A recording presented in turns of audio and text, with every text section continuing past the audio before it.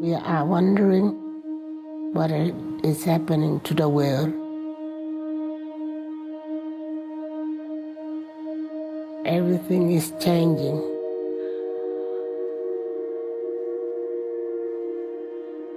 The very idea of human being some sort of natural concept is really going to change. Our bodies will be so high-tech, we won't be able to really distinguish between what's natural and what's artificial. Inside our own heads is the most complex arrangement of matter in the known universe.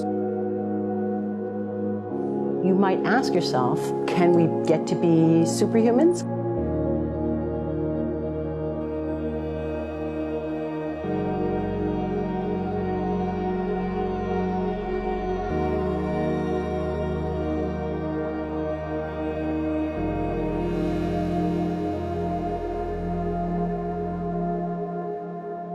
The original Industrial Revolution was driven by the discovery that you could use steam engines to do all kinds of interesting things. But that was followed by additional revolutions for electricity and computers and communications technology. We're now in the early stages of the fourth Industrial Revolution, which is bringing together digital, physical, and biological systems. One of the features of this fourth Industrial Revolution is that it doesn't change what we are doing, but it changes us. With the ability to visualize brain activity, for example, through a simple consumer-based EEG device, it gives us access to ourselves in ways that we've never before thought possible. It unlocks the black box that is the brain and enables us to really, truly be able to realize an identity that is aspirational. There's now a scientific foundation for the effects of mindfulness on the brain, on the genome, on biological aging. And when the human mind does know itself, then you get the potential for a new renaissance that restructures itself in terms of our relationship to life, our relationship to the planet, our relationship to work. We need a different economic model. And by that, I don't mean capitalism versus communism. What I'm talking about is a shift in the system along the lines of the two big changes that happened in the 20th century, Keynesianism, with a much greater focus on health and education and the role of government working with business, and then a reaction against that in late century to neoliberalism, where the focus was on free markets, freedom of the individual, and getting governments out of the way. We need a shift to a new system that will allow us to meet the basic needs of every human on the planet, that will live within planetary means, that will be fairer, and that will be focused as its key goal, not on growth per se, but on maximizing human well-being. And history tells us that a values shift is triggered by creation of a new story about how we want to live. I see the circular economy as something which fits very closely with mankind's goal to be innovative and creative and to always progress. We can use asset tracking, we can use IT, we can use 3D printing to enable this different economic model to recover materials, feed them back into the economy, and really to decouple growth from the resource constraints we have.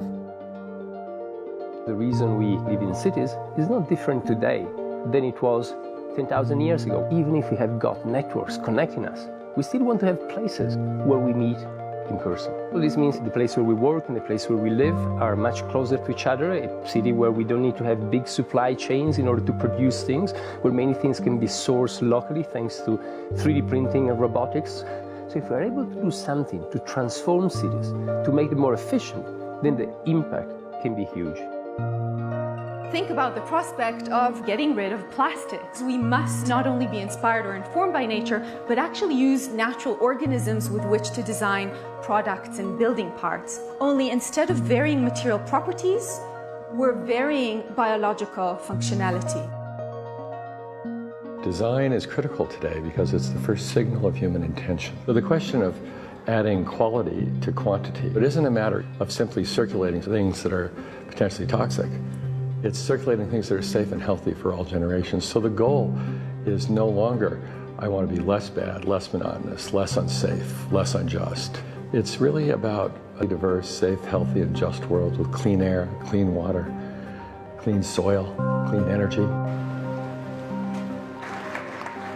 Together we are fighting to preserve our fragile climate from irreversible damage and devastation of unthinkable proportions.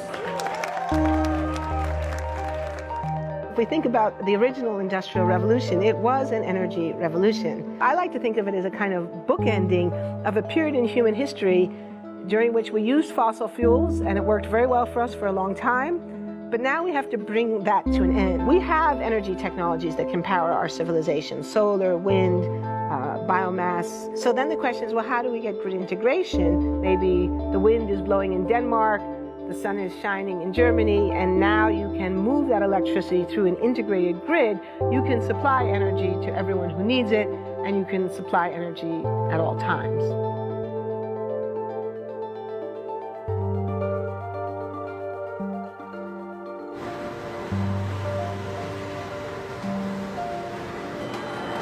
Walking around, you do see different stuff as far as like the body marriage line. They use a lot of things that help them lift up and move things to the car. You just sit there and, you know, program something, and it has its own set mind to go ahead and do everything. And then as humans, we just come in and take the extra steps to help the technology. It's not the cure-all for everything. There's definitely a lot of things where people perform the operation better, but certainly for the right applications, robotics are a huge improvement for the process. The prediction of 5 million jobs lost by 2020 to technology is serious, but it's not the main question. Construction, manufacturing, services, public health and education, these industries will still exist. The main question is, what will be the future of work? How will we define work? How will we share the wealth?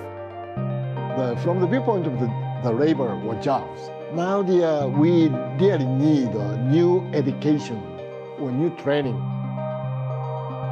We're working with a World in Motion and First Robotics, trying to encourage students from 3rd grade all the way up through the end of high school. We had students make sailboats, and then we had them race them, and so they could see how quickly they could move. And they immediately went back and started to say, oh, I saw what happened, I'm going to go change this or that. And that was 3rd graders. I've just given a prize to a kid of 18 years old that has discovered something really very, very unique. Came up with how to get better productivity and better yields for seeds of corn. And so he basically came with the idea that if you would perforate these seeds, you would get more food. And you think about it and say, but he didn't go to university. So how does he get all that knowledge? And he told me, I mean, I've been watching YouTube since the age of 12, and I'm so interested that I've seen everything about it. I've read everything about it. The world is really open to learning. The thing is, how do you give the incentive to your kids to do that? It's this ability of digital technology to change outcomes, to truly empower people all over the world that can create a more equitable growth, because I think the world needs that. Fourth Industrial Revolution has the potential to make inequalities visible and to make them less acceptable in the future, and hopefully to gather and garner political support to take the necessary decision to reduce the gap. Humans have always been using tools, but because of the recent advances in technology, we're beginning to have machines that can augment us in all sorts of interesting ways.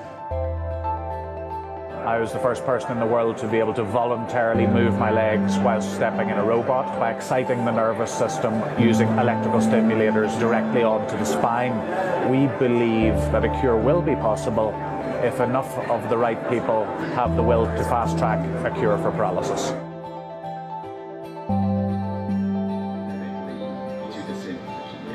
We take two things from the patient.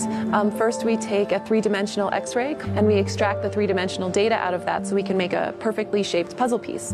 And then we also take a sample of fat tissue from the patient so that we can extract the stem cells out of those. And we use those stem cells with this 3-dimensional scaffold that we fabricate, and after 3 weeks we have a piece of living bone that's ready for implantation.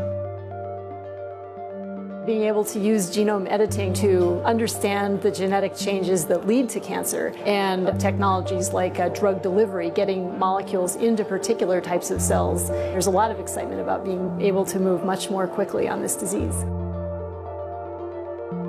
One of the things that I think is so essential to free and open societies is freedom of thought. And up until now, the conversation we've been having is around freedom of speech. Once we can access people's thoughts and access people's emotions, we have to create a space that enables people to think freely, to think divergent thoughts, to think creative thoughts. And in a society where people fear having those thoughts, the likelihood of being able to enjoy progress is significantly diminished. We need to take responsibility at every level of society, from the individual and the personal to the institutional to the global, to adapt to these technological challenges and changes, which are redefining what it means to be human, what it means to work, what it means to be completely embedded in this world. People always ask me if I'm an optimist or a pessimist. The technology exists, but how do we get it and implement it at the scale we need at a price that people around the world can afford? Even though we have everyday problems we have to solve, we have to find a way to lay the foundations for the innovations of tomorrow.